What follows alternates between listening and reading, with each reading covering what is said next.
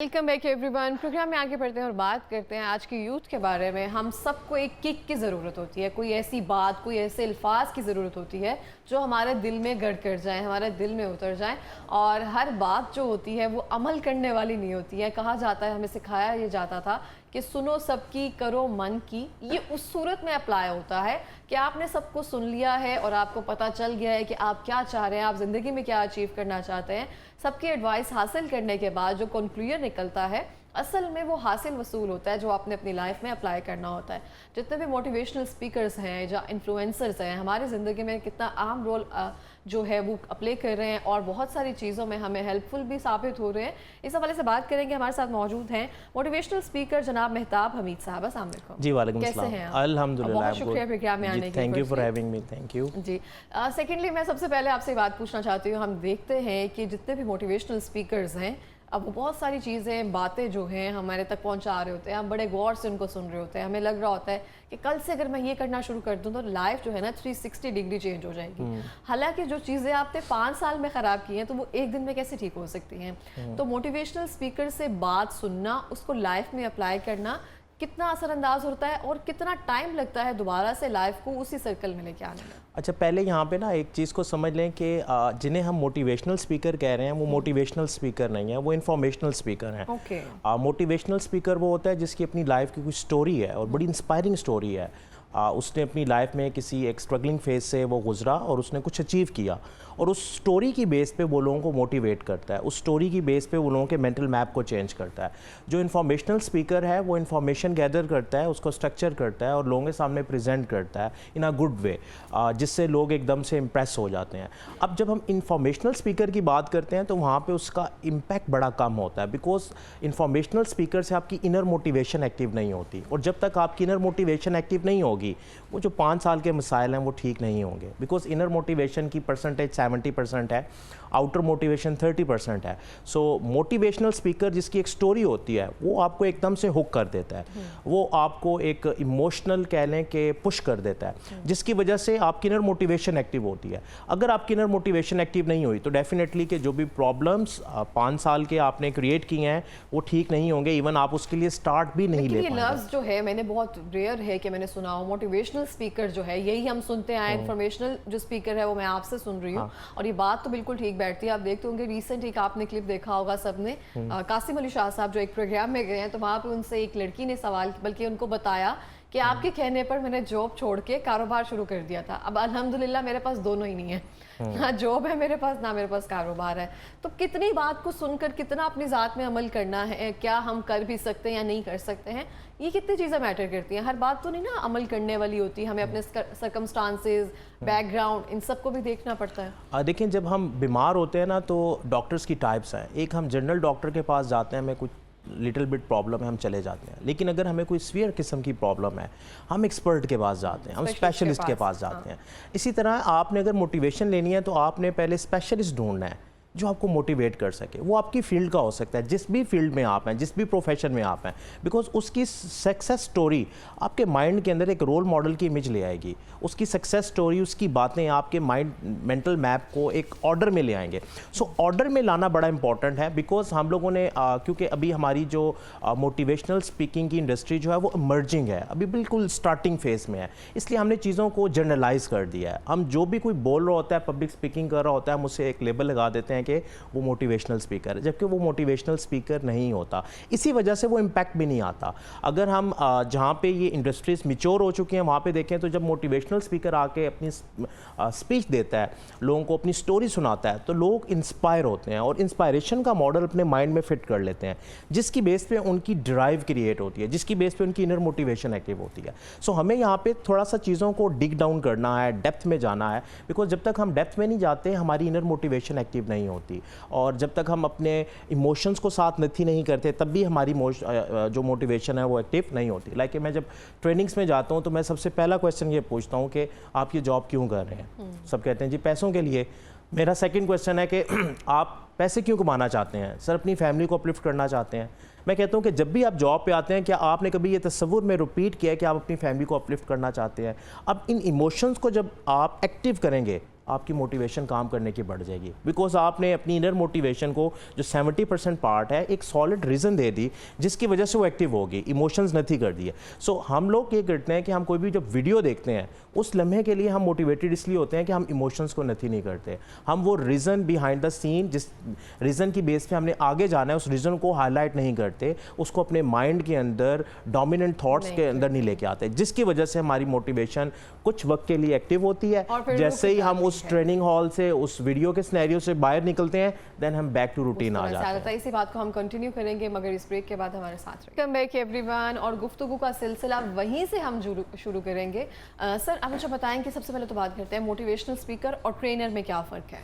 अच्छा देखें, ट्रेनर जो है वो किसी स्पेसिफिक आउटकम के लिए काम करता है, एक ख़ास बिहेवियरल चेंज के लिए एक ट्रेनिंग प्रोग्राम डिज़ाइन करता है और एक लर्निंग एक्सपीरियंस डिज़ाइन करता है जिसमें एक्टिविटीज़ होती हैं ताकि वो शॉर्ट टर्म मेमोरी से लॉन्ग टर्म मेमोरी में कॉन्सेप्ट शिफ्ट हो, आपके बिहेवियर में नज़र आए।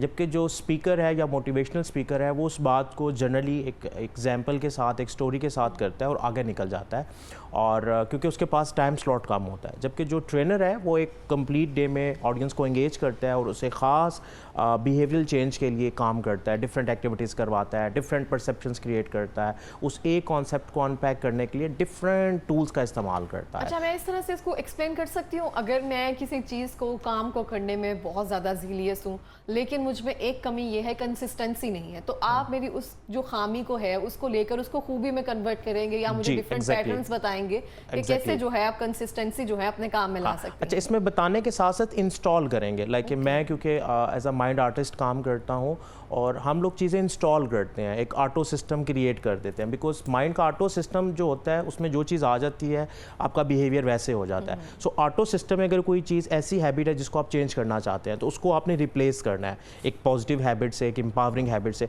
उस हैबिट की इंस्टॉलेशन के लिए आपने रीइंफोर्स करवाना है, बार बार उस कॉन्सेप्ट को रिपीट करना है। अब एक ही बात को आप रिपीट करेंगे ऑडियंस बोर हो जाएगी।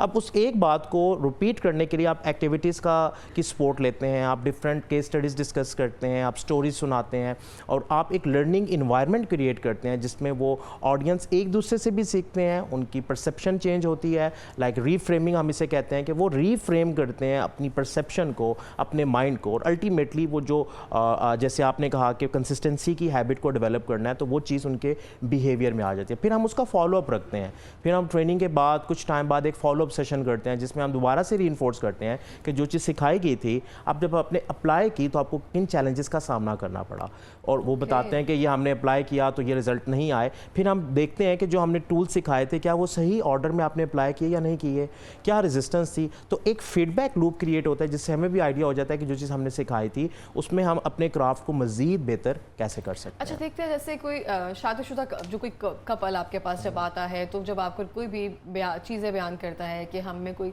सब्र जो है वो नहीं है या एक दूसरे की बात नहीं बर्दाश्त की जा रही, तो उनमें वो चीज़ जैसे वो सब चीज़ें कैसे ख़त्म करते हैं, नेगेटिविटी जो आपस में भरी होती है उसको कैसे कम किया जा सकता है कि पॉजिटिविटी रहे, और जो लड़ाइयाँ हो रही होती है छोटी छोटी सी बात पर जिनकी कोई रीज़न भी नहीं होती है, बस किसी ना किसी बात पर वो सब चल रहा होता है, उसको कैसे कम किया जा सकता है? देखिए, सबसे पहले रिलेशनशिप की जो बेस है ना वो ये है कि आपने मोडालिटीज़ को समझना। एक टेक्निकल टर्म है मोडालिटी, मीन के एक पर्सन अगर विजुअली चीज़ों को सोच रहा है और आप उसे ऑडिटरी लैंग्वेज में बात करेंगे आपका कनेक्शन बिल्ट नहीं होगा। सो मियाँ बीवी में अमूमन ये होता है कि बीवी ऑडिटरी होती है, हस्बैंड जो है वो लाइक विजुअली होता है, वो विजुअली चीज़ों को उसके सामने प्रेजेंट करता है, जबकि वाइफ ये एक्सपेक्ट करती है कि मुझे अल्फाज बोले जाएंगे, मुझे बातों में ये चीज़ सराही जाएगी, लाइक वो ऑडिटरी सेंस एक्टिव होती है उसकी।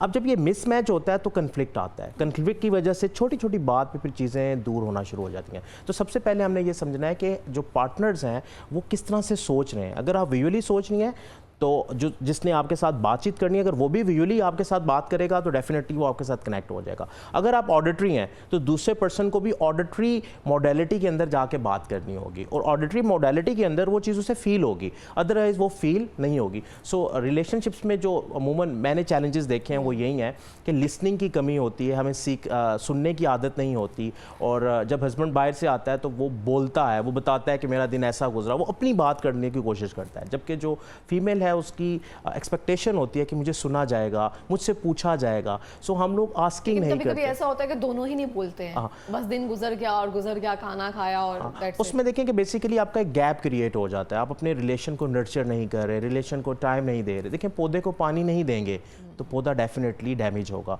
सो हमने रिलेशन को टाइम देना होता है। और क्योंकि हम लोग आज के इस तेज़ तरीन दौर में हैं, हम लोग अपना बहुत सा टाइम सोशल मीडिया पे ज़ाया कर देते हैं और हम अपने रिलेशंस को टाइम नहीं देते, इवन बच्चों को भी टाइम क्वालिटी का नहीं देते, जिसकी वजह से चीज़ें जो हैं वो डिस्टर्ब होना शुरू होती हैं, गैप क्रिएट होना शुरू होता है। सो जितना गैप बढ़ता जाएगा आपका रिलेशन उतना ही जो है इनफेक्टिव होता जाएगा और उसमें प्रॉब्लम्स बढ़ते जाएंगे। छोटी छोटी बात पे फिर कॉन्फ्लिक्ट की रेशो भी बढ़ ज़्यादा जाएगी, हो जाती ज़्यादा हो है। जाएगी। हमारे पास टाइम कम है, उसके दौरान मैं आपसे जानना करते हैं कि ये चीज़ें छोड़ दी जाएं, ये चीज़ें अपना ली जाएं। अच्छा, देखें कि हम लोग जो कोचिंग का मॉड है उसमें एडवाइस नहीं करते, हम लोग आस्किंग करते हैं, बिकॉज आस्किंग आपके इनसाइट को एक्टिव करता है। लेट्स सपोज के एक प्रॉब्लम हमारे बात मुंह से निकल कर खत्म हो जाती है, सुनने वाला कोई नहीं होता। एग्जैक्टली। सो जब हम आस्किंग करते हैं ना, तो वो अंदर से जब चीज़ें निकलती हैं तो वो जो उलझने हैं वो ऑटोमेटिकली सॉर्ट होना शुरू होती हैं। सो मैं यहाँ पे क्विकली ये कहूँगा कि आप आस्किंग की आर्ट को सीखें, मियाँ बीवी दोनों, और राइट टाइम पे राइट क्वेश्चंस आस्क करें। यूजुअली ये होता है कि हम लोग कोई ऐसी बात उस टाइम पे करते हैं कि उस टाइम के साथ वो रेलिवेंट नहीं होती, जिसकी वजह से कन्फ्लिक्ट बनता है। यूजुअली ये चैलेंज भी मैंने देखा है कि रिलेशनशिप्स में आता है। यस, सो हमें इसमें ये करना चाहिए कि हमें एक तो राइट टाइम पे राइट अगर हम क्वेश्चन पूछने की सलाहियत अपने अंदर ले आएँ तो डेफिनेटली 90% प्रॉब्लम तो आपके सॉल्व हो जाते हैं। 10% फिर वही है कि आप टाइम देते हैं, चीज़ों को नर्चर करते हैं तो चीज़ें बेहतर हो जाती हैं। इसका मतलब बहुत सारे लोग ऐसे कहते हैं कि आपको खामोशी रहना चाहिए, साइलेंट ट्रीटमेंट जो है वो देना चाहिए।